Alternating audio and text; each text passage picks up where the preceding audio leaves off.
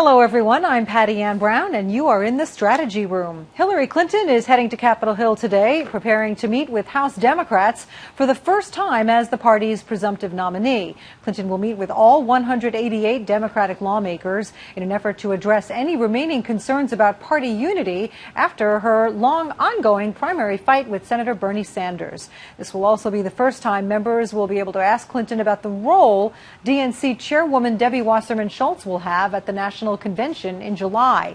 This after Brandon Davis was named the new DNC Chief of Staff. So joining us now to weigh in on all this, Democratic strategist Douglas Smith and Republican strategist Amos Snead. Welcome to both of you. Thank you. Douglas, how do you see this meeting going? What do you see also as the role of Wasserman Schultz going forward? But, I think what Secretary Clinton's going to do is focus sort of the convention, post-convention, the important role of picking a vice presidential candidate. A lot of that sort of insider party politics that doesn't really play into her overall larger strategy of what she is going to do leading into Philadelphia and then the fall as she mounts her campaign against Donald Trump to be the next president of the United States.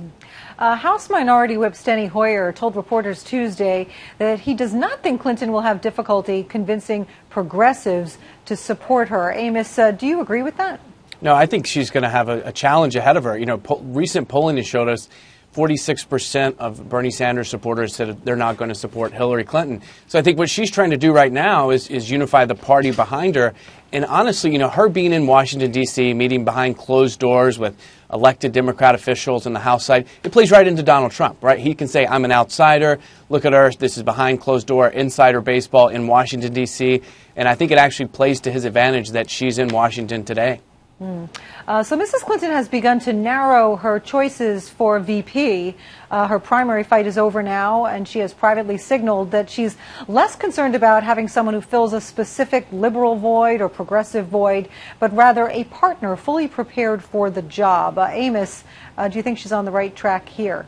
I think she will be. Look, she's going to move closer to the center in this general election and try to pick up anybody that just says we can't vote for Donald Trump. So I think she's not going to answer that progressive wing of the Democratic Party. She's going to move more towards the moderate, more towards the middle to gear up for the general. So while her short list of possible candidates has not been released, but Senator Elizabeth Warren of Massachusetts is reportedly being considered. But several Democrats close to both women are skeptical that she's going to be selected. Warren has aggressively attacked Trump in recent weeks, and that's much to the delight of the Clinton campaign. But she doesn't have a personal relationship with Clinton. Warren at times has been outspoken against some of the Clinton White House policies. Douglas, what do you think about Warren for the role? Look, I think what Secretary Clinton's going to do is use the template of both what her husband did and what President Obama did. And she's going to look for a vice president who can be a real partner. And to be a real partner, it's going to have to be someone that she has a connection with. I think she's going to also look at the prism on, God forbid, something were to happen, that this person could take over. But she saw the power of the Gore-Clinton relationship and the power of the Biden-Obama relationship. And I think that's what she's going to strive for.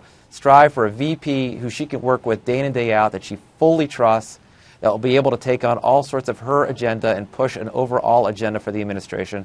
And I think that will be the litmus test that she'll use the most. It used to be, do no harm would be the test, and we all saw what happened with Senator McCain on his pick on that.